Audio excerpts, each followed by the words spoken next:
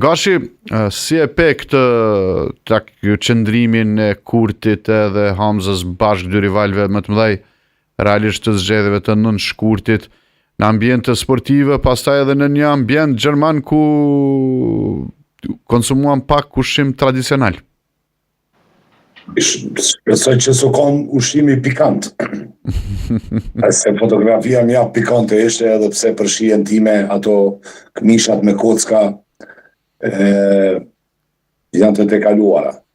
Sa që u doke që fotografia flet sa nimi fjallë, mua mu doke që ajo dora Albinit aty që ja bëjke zotit Hamzës si me lujtë gullit e gërshë.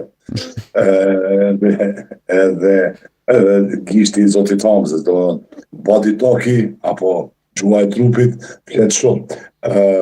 Mendoj që si prizonas që jam edhe si fans, si arpaqik, nevojen për me analizu dhe me shiku prej kondit a mund të ketë afrim të PDK-s pasi bisedoj unë banë edhe nejtë në atë darkën me ushqim pikant tradicional.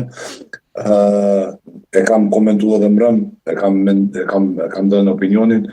Mendoj që është jo produktive, arben jo për nëjë arsye tjetër, për arsye se pejti ngrej tjetër kush në PDK. Vendimarja është evidente që nuk është e zoti Hamza, me gjithë respektin për zotin Hamza, për një kampanjë briljante, kooperuse të qetë të PDK-s në gjedet këto që majtën, po për te kësaj edhe kandidaturës së tij për kryeministër, që është mjaft e lezetshme, edhe do më thënë se vendimarja partijake apo forca reale, edhe me konstelacionin e deputetëve të prodhuar jo vetëm me vot, po edhe me një strukturim nga Drenica, shifet që pejt tjetër kush i ngre.